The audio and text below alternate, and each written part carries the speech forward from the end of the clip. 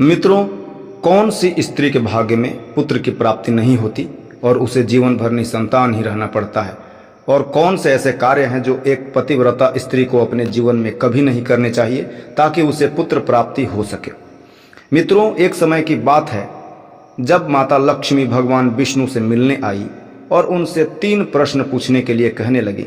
भगवान विष्णु ने माता लक्ष्मी को प्रश्न पूछने की अनुमति दी और कहा, हे देवी, तुम निश्चिंत होकर अपने तीनों प्रश्न मुझसे पूछ सकती हो, मैं अवश्य उत्तर दूंगा। माता लक्ष्मी ने पूछा, प्रभु, मेरा पहला प्रश्न यह है कि कौन सी स्त्री के भाग्य में पुत्र की प्राप्ति नहीं होती और वह जीवन भर निसंतान रहती है? मेरा दूसरा प्रश्न यह है कि कौन सी स्त्री समय से पहले विधवा हो जाती है और बिना पति के दुखी जीवन व्यतीत करती है? मेरा तीसरा प्रश्न यह है कि कौन सी स्त्री पति के होते हुए भी दुखी जीवन जीती है और उसे कभी सुख की प्राप्ति नहीं होती? भगवान विष्णु माता लक्ष्मी के तीनों प्रश्न सुनकर बोले, हे देवी, मैं तुम्हें एक कथा सुनाता हूँ जिससे तुम्हें तुम्हारे प्रश्नों का उत्तर मिल जाएगा, लेकिन ध्यान से सुनना। माता लक्ष्मी ने कहा, आप कथा सुनाइए प्रभु, मैं ध्यान से सुनूं। भगवान विष्णु ने एक समय की बात सुनानी शुरू की जब एक गांव में एक सेठ रहता था जिसके 2 बेटे थे। दोनों की शादी हो चुकी थी। सेठ और उसकी पत्नी बहुत दुष्ट स्वभाव थे। सेठ का बड़ा बेटा और उसकी पत्नी भी दुष्ट स्वभाव के थे, जबकि सेठ का छोटा बेटा और उसकी पत्नी अच्छे स्वभाव के थे। छोटी बहू, जिसका नाम राधिका था, घर का सारा काम अकेले करती थी। इसके बावजूद सेठ की पत्नी और बड़ी बहू हमेशा उसका अपमान करती रहती थी। कथा को आगे बढ़ाते हुए भगवान विष्णु ने कहा कि बड़ी बहू का एक बेटा था, जबकि छोटी बहू को एक पुत्री थी। सेठ की पत्नी हमेशा अपनी छोटी बहू को पुत्री को लेकर ताना मारती रहती। भगवान विष्णु ने कहा, हे देवी, अब मैं तुम्हें उस सेठ की छोटी बहू की कहानी अच्छे से समझाता हूँ, क्योंकि इससे तुम्हारे पहले प्रश्न का उत्तर मिलेगा कि किस तरह स्त्री के भाग्य में कभी पुत्र की प्राप्ति नहीं होती।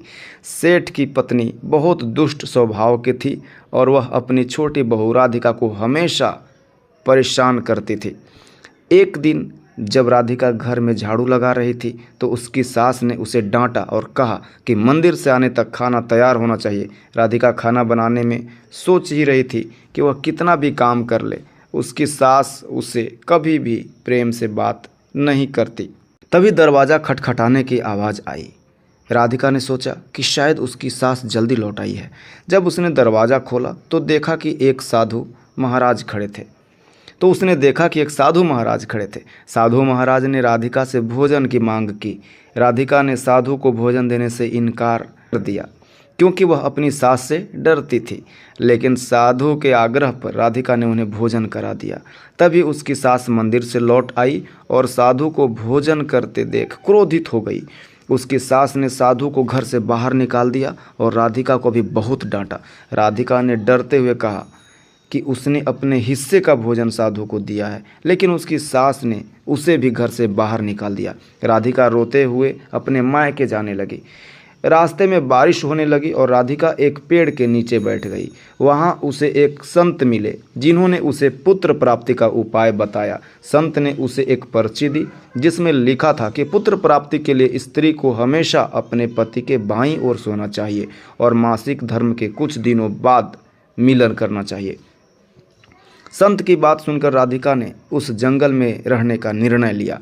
कुछ समय बाद उसका पति उसे ढूंढते हुए वहां आ गया और राधिका ने उसे पर्ची वाली सारी बात बताई। राधिका ने मासिक धर्म की 10वीं रात्रि में अपने पति के साथ मिलन किया और वह गर्भवती हो गई। भगवान विष्णु ने माता लक्ष्मी से कहा कि अब कहानी को ध्यान से सुनो, क्योंकि यहीं से तुम्हें पता चलेगा कि किस स्त्री के भाग्य में पुत्र की प्राप्ति नहीं होती। राधिका की सास ने राक्षसी वाली बात सुनी और सोने के लालच में उसी पेड़ के नीचे जा बैठी। दोनों राक्षसियों ने उसे देख लिया और पेड़ को हिलाकर उसकी सास के ऊपर गिरा दिया, जिससे उसकी मौत हो गई। भगवान विष्णु ने कहा कि लालच नहीं करना चाहिए और राधिका को पुत्र प्राप्ति के बाद बहुत खुशी मिली।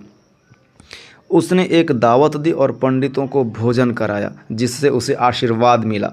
भगवान विष्णु ने माता लक्ष्मी से कहा, जो स्त्रियां संत द्वारा दिए गए पर्ची में लिखी बातों के विपरीत कार्य करती है उनके भाग्य में पुत्र की प्राप्ति नहीं होती। जो स्त्रियां अपने पति का आदर नहीं करती, उनसे लड़ती झगड़ती रहती है, उनके भी भाग्य में पुत्र की प्राप्ति नहीं होती।